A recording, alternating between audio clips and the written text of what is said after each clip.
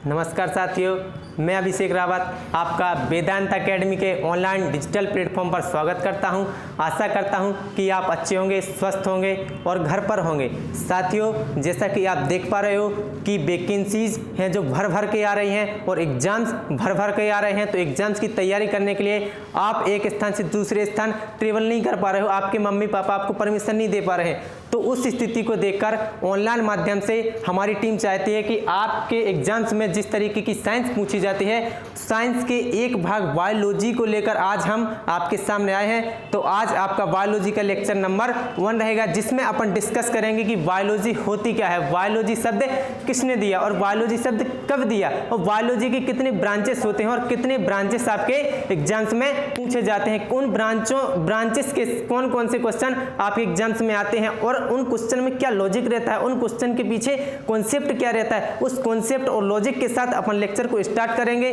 तो चलो शुरू करते हैं बायोलॉजी का सफर। इस सफर को तय करने के लिए एक जरूरत है मजबूत पंखों की, तो मजबूत पंख तैयार कीजिए और शुरू करते हैं बायोलॉजी का लेक्चर नंबर 1। तो बायोलॉजी देखिए बच्चों, बायोलॉजी शब्द सर्वप्रथम किसने दिया? लेमार्क और ट्रेविनेरस ने। किसने दिया? लेमार्क और ट्रेविनेरस ने। कब दिया? 1802 में दिया, ठीक है ना। और बायोलॉजी किस भाषा का शब्द है यदि आपसे पूछा जाए तो आपको आंसर करना है बायोलॉजी ग्रीक भाषा का शब्द है। ग्रीक भाषा में बायोलॉजी का अर्थ होता क्या है? ग्रीक भाषा में बायोलॉजी का अर्थ क्या होता है, इसका मीनिंग क्या होता है, कितने शब्दों से यह मिलकर बना होता है? तो ग्रीक भाषा में बायोलॉजी 2 शब्दों से मिलकर बना होता है। किन 2 शब्दों से मिलकर बना होता है? तो वो 2 शब्द हैं आपके। पहला शब्द है बायोस और दूसरा शब्द है लोगोस। तो बायोस का अर्थ होता है लिविंग या लाइफ, कहीं कहीं लाइफ भी लिखा रहता है बुक में, दोनों चलता है, ठीक है ना। बायोस का अर्थ होता है लिविंग या लाइफ, हिंदी में इसको बोलेंगे सजीव, ठीक है ना। लाइफ को बोलेंगे जीवन। और लोगोस का अर्थ होता है टू स्टडी, अर्थात अध्ययन करना। तो डेफिनेशन कैसी बनेगी बायोलॉजी की? टू स्टडी अबाउट लिविंग, अर्थात सजीवों का अध्ययन करना ही क्या कहलाता है? बायोलॉजी कहलाता है। लेकिन सजीवों का अध्ययन करना कैसे भाई? आपने कैसे समझा कि यह सजीव है और यह चीज निर्जीव है? देखो, मार्कर क्या है? निर्जीव है। मैं क्या हूं? सजीव हूं। मार्कर के कुछ गुण होंगे और हमारे कुछ गुण होंगे। जो मार्कर के गुणों में अंतर और हमारे गुणों में अंतर है, इन दोनों की वस्तुओं के बीच जो गुणों का अंतर है, वही और सजीव और निर्जीव के बीच का क्या बनते हैं? कारण बनते हैं। तो कुछ हमारे गुण हैं और कुछ मार्कर के गुण हैं। मार्कर के गुण हमारे गुण में डिफरेंस क्या है, अंतर क्या है? यही अंतर किसका कारण बनते हैं? सजीव और निर्जीव का कारण बनते हैं। जैसे आप श्वास लेते कि नहीं लेते? अरे आप पार्क में जाते होंगे कि नहीं? आपको कोई सुंदर सी लड़की दिख गई, आप लंबी लंबी सांसें लेने लग गए, अर्थात आपकी श्वास चलती है। आप श्वसन करते हो, इसका मतलब है आप घर पर खाना खाते कि नहीं खाते? खाते हो, अर्थात आप पोषण करते हो। पोषण करने के बाद क्या आप बड़े पार्टिकल खाते हो कि छोटे पार्टिकल खाते हो? तो आपको आंसर करना है कि सर हम बड़े पार्टिकल खाते हैं, हम बड़े बड़े पार्टिकल खाते हैं। इन बड़े पार्टिकल को छोटे छोटे पार्टिकल में बदलने की प्रक्रिया क्या कहलाती है? बड़े पार्टिकल को छोटे छोटे पार्टिकल में बदलने की प्रक्रिया भाई साहब पाचन कहलाती है। अर्थात आप पाचन भी करते हो। पाचन करने के बाद आपने फूड से क्या ले ली? एनर्जी ले ली। और क्या बचे आपके शरीर में? वेस्ट पदार्थ बचे, हानिकारक पदार्थ बचे। और हानिकारक पदार्थ को आप बाहर निकालते कि नहीं निकालते? निकालते हो, अर्थात आप उत्सर्जन भी करते हो। कहोगे आप सर हम तो श्वसन भी करते हैं, हम तो पोषण भी करते हैं, हम तो पाचन भी करते हैं, हम तो उत्सर्जन भी करते हैं। क्या आप में इतनी क्षमता होती है कि आप अपने जैसे जीव का निर्माण कर सके? जी हाँ, तो आप में यह क्षमता होती है कि आप अपने जैसे जीव का निर्माण कर सके, आप अपने जैसी जाति का निर्माण कर सकते हैं, आप अपने जैसे बच्चे का निर्माण कर सकते हैं, आप अपने जैसे लड़की का निर्माण कर सकते हैं, अर्थात आप प्रजनन कर सकते हो। क्या आप अभी भी छोटे हो कि बड़े हो गए? सर आपका आंसर क्या होगा कि हम बड़े हो गए और हम बहुत सारी चीजें जानने लगे, अर्थात आपने वृद्धि की है। और वृद्धि के साथ साथ आपने क्या किया है? विकास किया है। यह क्या है? सजीव के गुण हैं। यदि इन गुणों में से किसी भी वस्तु में 2 से 3 गुण होते हैं तो इसका मतलब यह है कि वह वस्तु क्या है? सजीव है, सजीव है। तो ठीक है, जैसे भाई साहब आपने बोल दिया, आपका आंसर है कि मैं सजीव हूं, अर्थात जीव कैसे होते? सजीव होते। क्या पादप श्वसन नहीं करते? करते हैं, आपको ऑक्सीजन प्रदान करते हैं पादप। इसका मतलब यह है कि पादप श्वसन करते हैं, पादप पोषण करते हैं, पाचन नहीं करते पादप। पादप उत्सर्जन भी करते हैं। जैसे आपने देखा होगा किसी भी पेड़ में गोंद लगी रहती ना, लगी रहती, तो गोंद क्या है? उत्सर्जन है, अर्थात पादप उत्सर्जन भी करते हैं, पादप प्रजनन भी करते हैं, पादप वृद्धि भी करते हैं, पादप विकास भी करते हैं। पेड़ छोटे ही रहते कि बड़े रहते ना? अरे आम का पेड़ लगाया आपने आम खाने के लिए, तो उसने क्या कि वृद्धि की और विकास किया और अपने अंगों में परिवर्तित हो गया, आपको फल मिल गए और फूल मिल गए, अर्थात पादपों ने क्या किया? वृद्धि भी की और विकास भी की। तो जान लेते हैं एक्चुअल में कि बायोलॉजी में कितने पार्ट होते हैं और कितने पार्ट आपके एग्जाम्स में पूछे जाते हैं। उन पार्ट में से क्या क्या है आपको पढ़ना है कि एग्जाम के पॉइंट ऑफ व्यू से आप उनमें किस तरीके से डिलीवर कर सकते हैं, एग्जाम में आप उनके क्वेश्चन किस तरीके से सॉल्व कर सकते हैं। तो देखो भाई साहब, बायोलॉजी के यदि आपके एग्जाम्स की बात की जाए तो बायोलॉजी के 3 पार्ट आपके एग्जाम्स में पूछे जाते हैं, जैसे जूलॉजी, बॉटनी और माइक्रोबायोलॉजी। वैसे तो बायोलॉजी के बहुत सारे पार्ट होते हैं। सर कैसे बहुत सारे पार्ट होते हैं, हम नहीं समझे, बताओ कैसे बहुत सारे पार्ट होते हैं। जैसे भाई अपने शरीर को ही ले लो, मैं बहुत सारे पार्ट बता दूंगा आपकी बॉडी के ही। जैसे आप अपने शरीर को ले लो, सबसे पहला पार्ट होता है आपके शरीर का, सबसे पहला नहीं कुछ भी ले लो, जैसे मैंने लिया अपना मस्तिष्क, मस्तिष्क की एक शाखा बना दी बायोलॉजी वालों ने, इसकी शाखा है न्यूरोलॉजी। मस्तिष्क के नीचे आए फेफड़े, फेफड़ों की एक शाखा बना दी जिसका नाम रख दिया इन्होंने पुल्मोनोलॉजी। फेफड़े के इधर क्या होता है आपका हृदय, तो इसकी भी एक शाखा बना दी जिसका नाम है कार्डियोलॉजी। इधर लीवर ले लो, इसकी भी एक शाखा बना दी जिसका नाम है हेपेटोलॉजी। इसके बाद किडनी ले लो, इसकी भी एक शाखा बना दी जिसका नाम है नेफ्रोलॉजी। हड्डी को ले लो ना भाई, इसकी भी बायोलॉजी वालों ने एक शाखा बना दी और उस शाखा का नाम है ऑस्टियोलॉजी। स्किन को ले लो, त्वचा को ले लो, इसकी भी एक शाखा बना दी, उसका नाम क्या है? डर्मेटोलॉजी। अर्थात जिस किसी भी शब्द के पीछे लॉजी आ जाए तो उसका मतलब क्या होता है? अध्ययन करना है। मैंने बोल दिया था डर्मेटोलॉजी, अर्थात किसका अध्ययन करोगे आप? त्वचा का अध्ययन करोगे। मैंने बोल दिया ऑस्टियोलॉजी, अर्थात किसका अध्ययन करोगे आप? हड्डियों का अध्ययन करोगे, ठीक है ना भाई। तो बायोलॉजी के जनक कौन है? अरस्तु हैं। क्यों बोला जाता है अरस्तु को जनक, मैं बताऊंगा, ठीक है ना। और अरस्तु का मीनिंग क्या होता है? यदि कभी एग्जाम में पूछ दिया जाए कि what is the meaning of Aristotle, अरस्तु का अर्थ क्या होता है, तो आपको आंसर देना है अरस्तु का अर्थ होता है बर्निंग सन, जलता हुआ सूरज। अरस्तु का अर्थ होता है जलता हुआ सूरज। देखो बायोलॉजी कितने पार्ट्स में डिवाइड है आपके एग्जाम में, एग्जाम की बात कर रहा हूं मैंने, बेल से तो आपको बता दिया, एग्जाम की बात कर रहा हूं। बेस से बायोलॉजी के बहुत सारे पार्ट होते हैं। बायोलॉजी को 3 ब्रांच में बांटा गया, जूलॉजी, बॉटनी और माइक्रोबायोलॉजी। यदि आप 11th 12th में आए होंगे और बायो का सब्जेक्ट आपने लिया होगा तो आपको नॉर्मली सुनने को मिला होगा कि बायोलॉजी के कितने पार्ट होते हैं? 2 पार्ट होते हैं, जूलॉजी और बॉटनी। वैसे जीवाणु भी किस में आता है? आपका बायोलॉजी के अंतर्गत आता है, इसलिए इसकी एक और छोटी सी शाखा बना दी और उसका नाम है माइक्रोबायोलॉजी। ठीक है साथियों, जूलॉजी अर्थात जंतु विज्ञान, बॉटनी अर्थात पादप विज्ञान, माइक्रोबायोलॉजी अर्थात सूक्ष्मजीव विज्ञान। जूलॉजी में किसका अध्ययन किया जाता है? तो आपका आंसर होना चाहिए मनुष्य जाति का अध्ययन किया जाता है। किसका अध्ययन किया जाता है साथियों? मनुष्य जाति का। सर आप तो कहोगे कि इधर तो जंतु लिखा आपने, अध्ययन आप मनुष्य का कर रहे हो, तो भाई साहब जंतु और मनुष्य दोनों का एक किंगडम होता है, मेजर किंगडम होता है, और उसका नाम होता है एनिमिलिया। उसका नाम क्या होता है? एनिमिलिया। एनिमिलिया के अंतर्गत जंतु को भी रखा गया और मनुष्य को भी रखा गया, इसलिए जूलॉजी के अंतर्गत आपको जंतु का अध्ययन करना है और मनुष्य जाति का अध्ययन करना है। पादप विज्ञान के अंतर्गत किसका अध्ययन करना है? तो आपका आंसर होना चाहिए किसका? पादपों का अध्ययन करना है। और सूक्ष्म जीव विज्ञान के अंतर्गत किसका अध्ययन करना है? तो आपका आंसर होना चाहिए सूक्ष्म जीवों का अध्ययन करना है। जैसे सूक्ष्म जीव का नाम बताओ हमें सर। अरे जीवाणु क्या है? सूक्ष्म जीव है। विषाणु क्या है? सूक्ष्म जीव है। तो जीवाणु विषाणु का अध्ययन करना है आपको किसके अंतर्गत? माइक्रोबायोलॉजी के अंतर्गत। अब आपको जानना है कि जूलॉजी के जनक कौन है? पादप विज्ञान अर्थात बॉटनी के जनक कौन है? माइक्रोबायोलॉजी अर्थात सूक्ष्म जीव विज्ञान के जनक कौन है, और क्या कारण है कि इनका जनक बनाया गया? तो सबसे पहले आए भाई साहब आपके मार्केट में कौन? अरस्तु आए, और अरस्तु ने 500 प्रकार के जंतुओं का लिया, 500 प्रकार के जंतुओं को लिया और 500 प्रकार की जंतुओं की फिजियोलॉजी का क्या किया? अध्ययन किया। फिजियोलॉजी का अर्थ होता है शरीर की, हिंदी में फिजियोलॉजी का अर्थ क्या होता है? शरीर की। यदि फिजियोलॉजी को समझे तो किसी भी जंतु के आंतरिक भागों का अध्ययन करना ही क्या कहलाता है? फिजियोलॉजी। तो इन्होंने 500 प्रकार के जंतुओं की फिजियोलॉजी का अध्ययन किया, अर्थात इन्होंने 500 प्रकार की जंतुओं के अंगों का अध्ययन किया, जैसे ब्रेन ले लो, फेफड़ा ले लो, हृदय ले लो, आमाशय ले लो, अग्नाशय ले लो, पित्ताशय ले लो, छोटी आंत ले लो, बड़ी आंत ले लो। ये क्या है? अपने शरीर के अंग हैं। इन्होंने 500 प्रकार के जंतुओं के शरीर के अंगों का क्या किया? अध्ययन किया। इसलिए अरस्तु को जूलॉजी का क्या कहा गया? जनक कहा गया। और इनकी बुक का नाम है द हिस्टोरिया ऑफ एनिमलिया। इनकी बुक का नाम क्या है? The Historia of Animalia. इसी प्रकार पादपों की जातियों में एक शब्द आया थियोफ्रास्टस। थियोफ्रास्टस आपके मार्केट में आए और इन्होंने 500 प्रकार के पादप लिए और 500 प्रकार के पादपों की शरीर की नहीं आकार की अध्ययन किया। यदि आप जंतुओं की बात करते हो तो फिजियोलॉजी, यदि आप पादपों की बात करते हो तो मॉर्फोलॉजी। मॉर्फोलॉजी को बोलते हैं आकार की, जैसे बाह्य संरचना का अध्ययन। मॉर्फोलॉजी का अर्थ होता है बाह्य संरचना का अध्ययन।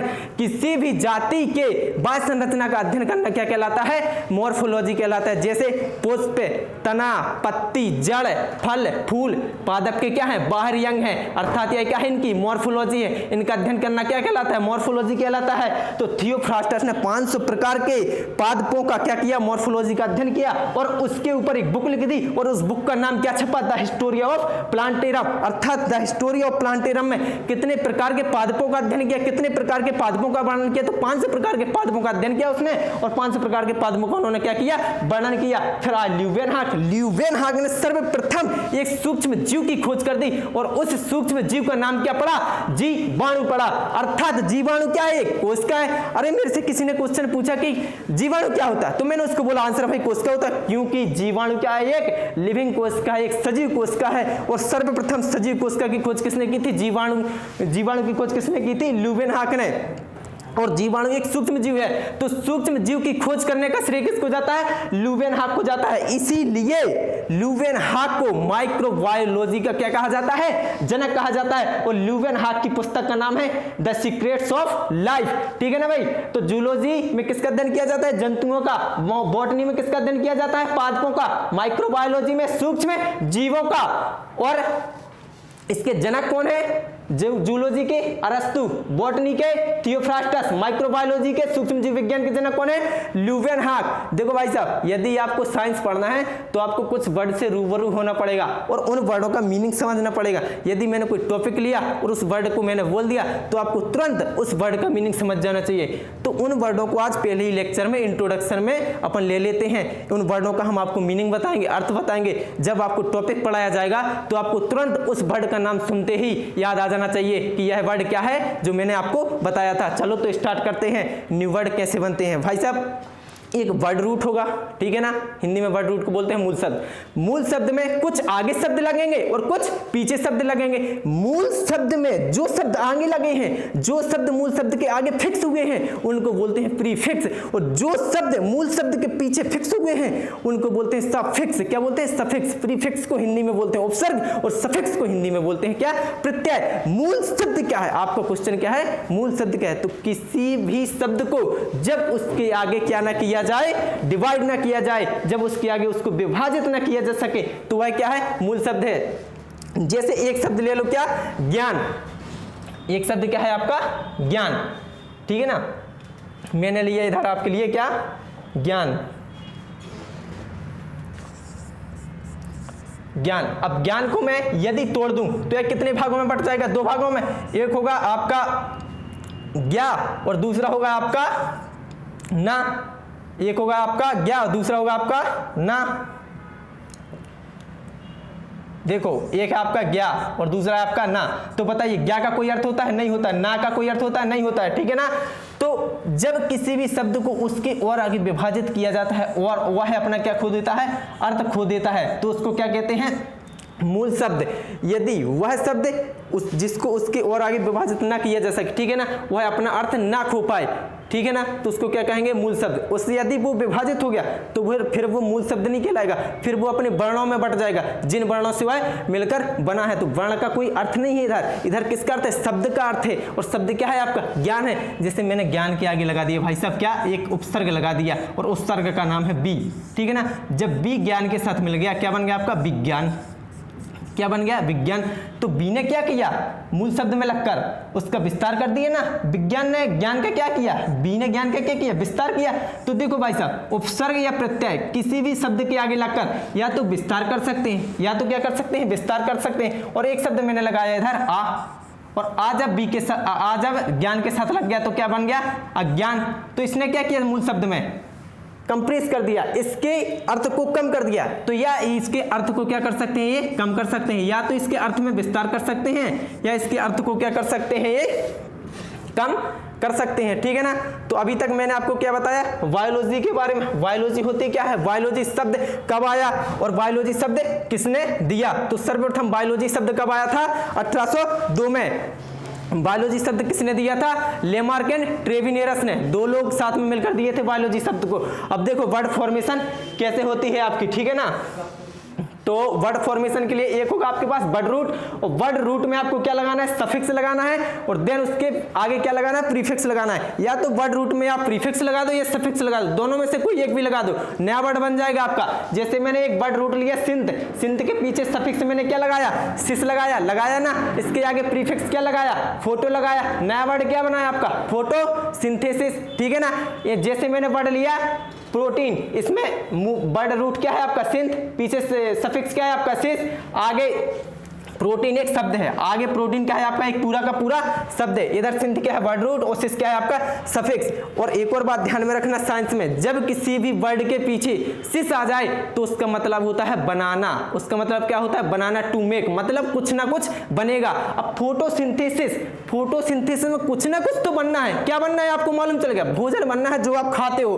भोजन कहाँ बनता है? पौधों के द्वारा बनता है, फोटोसिंथेसिस की प्रक्रिया के द्वारा। यही कारण है कि इस प्रक्रिया के द्वारा पौधे कैसे स्वपोषी होते हैं। प्रोटीन सिंथेसिस, आपने देख लिया किसी भी वर्ड के पीछे क्या सिस, तो इधर कुछ ना कुछ बनेगा। प्रोटीन सिंथेसिस, इसका मतलब इधर क्या बनेगा? प्रोटीन बनेगा। कार्बोहाइड्रेट सिंथेसिस, इसका मतलब क्या है? इधर कार्बोहाइड्रेट बनेगा। लिपिड सिंथेसिस, इसका मतलब क्या है? इधर लिपिड बनेगा। जब फोटोसिंथेसिस की बात कर ही ली है तो जान लेते हैं डिटेल में कि फोटोसिंथेसिस होता क्या है। एक्चुअली में हर एक एग्जाम में देखें तो फोटोसिंथेसिस से बहुत सारे क्वेश्चन पूछे जाते हैं, और ऐसा कोई एग्जाम ही नहीं है कि फोटोसिंथेसिस से क्वेश्चन ना पूछे। और फोटोसिंथेसिस आपको आसान लगता है और एग्जामिनर क्या करता है? आपको इसके डिटेल्स में क्वेश्चन दे देता है, आप कंफ्यूज हो जाते हो। डिस्कस करते हैं फोटोसिंथेसिस को। तो फोटोसिंथेसिस में मैंने आपको क्या बताया था कि प्रीफिक्स क्या है इधर? फोटो। क्या है? फोटो। लेकिन फोटो को जानने से पहले जान लेना है कि फोटोन क्या है। एक्चुअली में फोटो किससे मिलकर बना है? फोटोन से। तो फोटोन क्या है? फोटोन भाई साहब प्रकाश का एक कण है, सिंगल लाइट पार्टिकल। क्या कहलाता है? फोटोन कहलाता है। मैंने जैसे प्रकाश की इधर कोई किरण ले ली, वो क्या कहलाएगा आपका? फोटोन कहलाएगा। क्या कहलाएगा? फोटोन कहलाएगा। प्रकाश का एक कण क्या है? फोटोन। ये क्या है भाई साहब? आपका फोटोन। जब बहुत सारे फोटोन मिल जाएंगे, मैंने क्या कहा? जब बहुत सारे फोटोन मिल जाएंगे। मैंने एक फोटोन ले लिया, दो फोटोन ले लिया, तीन फोटोन ले लिया। देखो बहुत सारे फोटोन मिल गए, तो फोटोन ने मिलकर किसका निर्माण किया? फोटो का निर्माण किया। अर्थात फोटो क्या है आपका? एक प्लूरल वर्ड है, एक बहुवचन वर्ड है। और फोटोन क्या है आपका? एक सिंगुलर वर्ड है, एक वचन वर्ड है।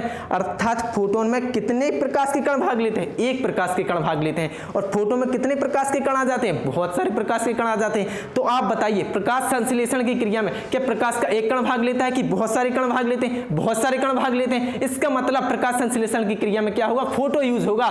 ठीक है ना। फोटो के कहने का मतलब है बंडल ऑफ लाइट पार्टिकल। देखो फोटो कर दे भाई साहब, बंडल ऑफ लाइट पार्टिकल, प्रकाश के बहुत सारे कण, इसलिए क्या होता है? प्लूरल होता है। अब देखो इसकी रिएक्शन को देख लेते हैं। वातावरण में, आपके वायुमंडल में बहुत सारी CO2 है, आप निकालते भी हो बहुत, है ना। वो CO2 जाती कहाँ है? क्या आपने कभी सोचा? वो CO2 पौधे प्रकाश संश्लेषण की क्रिया में यूज में ले लेते हैं। और जमीन में आपका पानी भी है। और देखो पौधे की जड़ क्या होती है? जमीन में होती है कि नहीं? तो देखो जड़ों के द्वारा पौधे को क्या मिल रहा है? पानी भी मिल रहा है। और आपके द्वारा CO2 मिल रही है, वातावरण के द्वारा पौधे को क्या मिल रही है? CO2 मिल रही है। तो CO2 और जल मिलकर किसकी उपस्थिति में? सूर्य के प्रकाश की उपस्थिति में। और एक इधर एक वर्णक भाग लेता है, उस वर्णक का नाम होता है क्लोरोप्लास्ट। पर्णहरित हिंदी में बोला जाता है। पर्णहरित, रहित मत कर देना, रहित कर दोगे तो आपका क्वेश्चन गलत हो जाएगा, पूरी की पूरी प्रकाश संश्लेषण की क्रिया गलत हो जाएगी। पर्णहरित, ठीक है ना। और इसको वर्णहरित भी बोला जाता है। सॉरी, इधर पर्ण लिखा है, इधर वर्णहरित। देखो तीन नाम होते हैं, तीनों अलग अलग नाम है, कंफ्यूज मत होना। क्लोरोप्लास्ट, पर्णहरिम, पर्णहरित, वर्णहरित, रहित मत कर देना, ठीक है ना। देखो अब इधर इस रिएक्शन को बैलेंस करते हैं। मैंने आगे बताया था कि प्रकाश संश्लेषण की क्रिया में होता क्या है, कुछ ना कुछ बनता है, और क्या बनता है, ग्लूकोज बनता है। ग्लूकोज क्या है, एक प्रकार का कार्बोहाइड्रेट है, इसलिए इधर मैंने इसको ऑब्लिक में क्या लिखा, कार्बोहाइड्रेट लिखा। ग्लूकोज क्या है, एक प्रकार का कार्बोहाइड्रेट है। कार्बोहाइड्रेट क्या होते हैं, जिसमें कार्बन, ऑक्सीजन और हाइड्रोजन, भाग लो, कार्बन, हाइड्रोजन, ऑक्सीजन अणु मिलकर क्या बनाए, एक किसी बड़े अणु का निर्माण करें, तो वह बड़ा अणु क्या कहलाता है, आपका कार्बोहाइड्रेट कहलाता है। कितने अनुपात में मिलकर बनाते हैं, 1:2:1 के अनुपात में मिलकर यह बनाते हैं। इसको काट दो ना, यही आएगा ना, ठीक है। आपकी रिएक्शन बैलेंस कर देते हैं। ग्लूकोज बनाना, ग्लूकोज में कितने कार्बन है, अरे ग्लूकोज में कितने कार्बन है, 6 कार्बन है। इधर देखो कितने कार्बन है, 1 कार्बन है। इधर कितने कार्बन लगा दूं मैं, 6 लगा दूं ना। देखो ऑक्सीजन कितनी हो गई आपकी, 12 हो गई। इधर ऑक्सीजन आपकी 1 है, कोई दिक्कत नहीं। लेकिन ऑक्सीजन को पहले देख लेते हैं, हाइड्रोजन कितनी है इधर, हाइड्रोजन आपके 12 है। इधर कितने हाइड्रोजन आपके 2 हैं, 6 का गुणा कर दें, 6 दूनी 12, हाइड्रोजन कितने हो गए आपके 12 हो गए। टोटल ऑक्सीजन इधर कितनी हो गई, देखो 6 दूनी 12 और 6 18, ऑक्सीजन कितनी हो गई इधर 18, इधर ऑक्सीजन कितनी है 6, तो इधर भी 6 लगा दो, ठीक है ना। तो प्रकाश संश्लेषण की क्रिया में ग्लूकोज बनता है और बाय प्रोडक्ट के रूप में क्या बनता है, आपका ऑक्सीजन बनता है। इसी ऑक्सीजन को आप ग्रहण करते हो, इसी ऑक्सीजन के कारण आप श्वास ले पाते हो, इसी ऑक्सीजन के कारण आप जीवित हो, ठीक है ना भाई। देखो या इसमें लिखा है या एक रेडॉक्स अभिक्रिया, अर्थात एक ऑक्सीकरण अपचयन अभिक्रिया। तो देखो ऑक्सीकरण अपचयन अभिक्रिया कैसे है, देखो जल में क्या है, ऑक्सीजन है ना, और इसके साथ हाइड्रोजन भी है। O2 तथा H2O ने सूर्य के प्रकाश को ग्रहण किया, अर्थात किसको ग्रहण किया, प्रकाश ऊर्जा को ग्रहण किया, और इस प्रकाश ऊर्जा को एक उत्पाद के रूप में बदला, और उस उत्पाद को क्या नाम दिया, रासायनिक उत्पाद, रासायनिक उत्पाद। और रासायनिक उत्पाद में कौन सी ऊर्जा होगी, तो रासायनिक ऊर्जा होगी। कौन सी ऊर्जा, रासायनिक ऊर्जा होगी। अर्थात प्रकाश संश्लेषण की प्रक्रिया में सूर्य ऊर्जा अर्थात प्रकाश ऊर्जा को किस में बदला जाता है, रासायनिक ऊर्जा में बदला जाता है। प्रकाश ऊर्जा को किस में बदला जाता है, रासायनिक ऊर्जा में बदला जाता है। एक और ज्ञान की बात बता दें आपको, प्रकाश संश्लेषण की प्रक्रिया किस पर निर्भर करती है, आपको क्वेश्चन पूछा जाएगा, सीधा सीधा आंसर देना, तरंग दैर्ध्य पर। किस पर, तरंग दैर्ध्य पर। तो आप बताइए सबसे ज्यादा कौन से रंग की तरंग दैर्ध्य होती है, लाल रंग की तरंग दैर्ध्य होती है, ठीक है ना। अनुक्रमानुपाती किसके होता है, प्रकाश संश्लेषण तरंग दैर्ध्य के होता है। और किस रंग की तरंग दैर्ध्य सबसे ज्यादा होती है, तो लाल रंग की तरंग दैर्ध्य सबसे ज्यादा होती है। इसका मतलब यह है कि प्रकाश संश्लेषण की क्रिया किस रंग में ज्यादा होगी, लाल रंग में सबसे ज्यादा होगी। और किस रंग में कम होगी, तो बैंगनी रंग में सबसे कम होगी, क्योंकि बैंगनी रंग की जो तरंग दैर्ध्य जो वेवलेंथ है सबसे कम होती है, ठीक है ना भाई।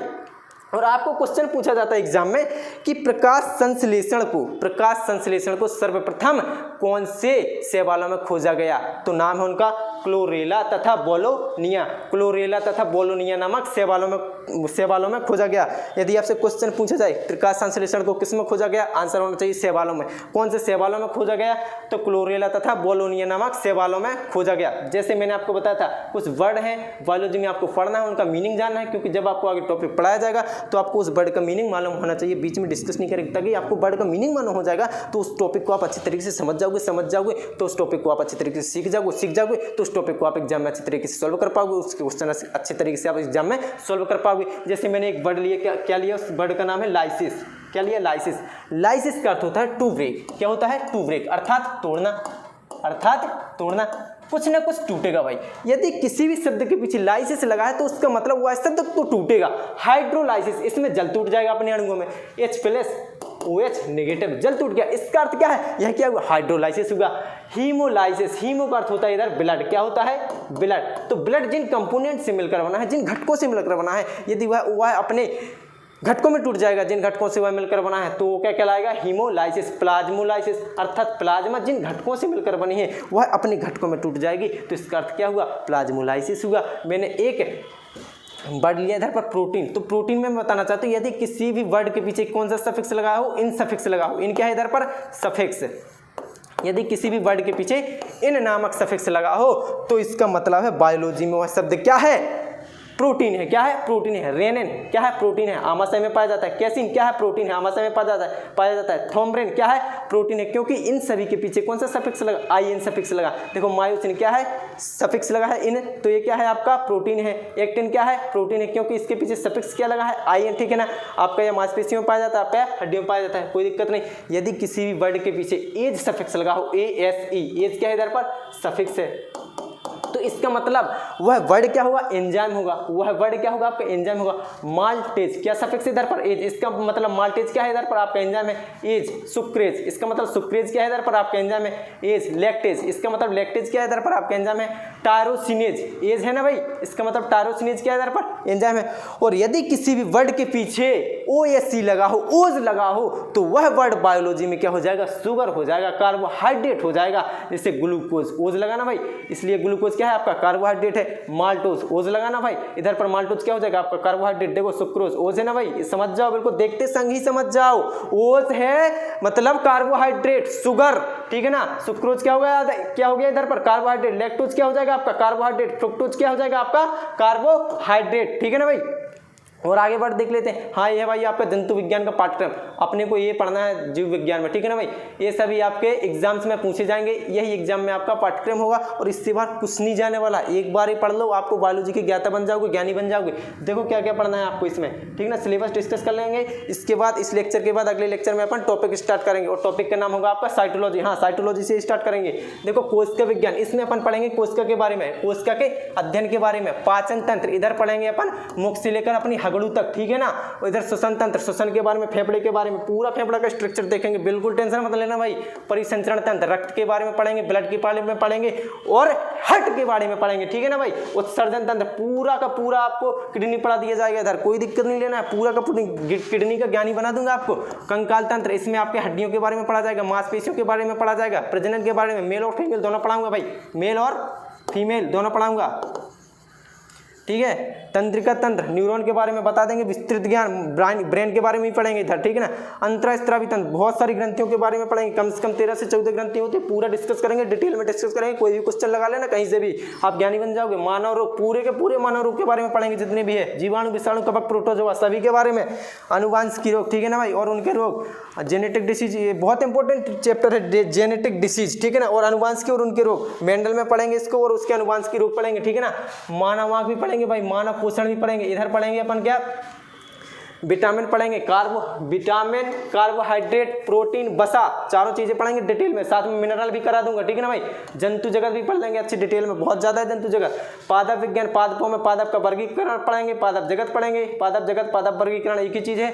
पादप हार्मोन पढ़ेंगे, 7 प्रकार के होते हैं, 5 प्राइमरी और 5 प्राइमरी, अरे 5 क्या है आपके प्राइमरी हैं और 2 क्या है आपके सेकेंडरी हैं। 7 को पढ़ेंगे, डिटेल में पढ़ेंगे, ज्ञानी बना दूंगा। पादप आकार की, ठीक है ना, पादपों को डिटेल के बारे में पढ़ेंगे। आकार की अर्थ बताया था ना मैंने, जड़, तना, पत्ती, फूल का क्या करना, अध्ययन करना, तो जड़, तना, पत्ती, फल, फूल के बारे में पढ़ेंगे डिटेल में। पादप प्रजनन, मेल और फीमेल दोनों पढ़ेंगे, कैसे होता है पादपों में प्रजनन ये भी जानेंगे। पादप रोग, जीवाणु, विषाणु, कवक, अजैविक रोग, चारों प्रकार के पढ़ेंगे कि पादपों में जीवाणु के द्वारा कौन से रोग होते हैं, विषाणु के द्वारा कौन से रोग होते हैं, कवक के द्वारा कौन से रोग होते हैं, अजैविक रोग के द्वारा कौन से रोग होते हैं, ठीक है ना भाई। यह हुआ आपका डिटेल्स, यह है आपका बायोलॉजी का पाठ्यक्रम, ठीक है ना। तो अगले लेक्चर में स्टार्ट करेंगे अपन, आपका टॉपिक होगा साइटोलॉजी। डिटेल में साइटोलॉजी के बारे में पढ़ेंगे, कम से कम ये नहीं होगा आपका 6 से 7 घंटे का साइटोलॉजी होगा, आपको ज्ञानी बना दूंगा। बहुत सारे क्वेश्चन आते हैं बायोलॉजी में, सबसे इंपॉर्टेंट क्वेश्चन होता है। तो आज के लेक्चर के लिए इतना ही, इसके लिए धन्यवाद। और कल आपका चैप्टर होगा क्या, साइटोलॉजी, कोशिका विज्ञान। जय हिंद, धन्यवाद।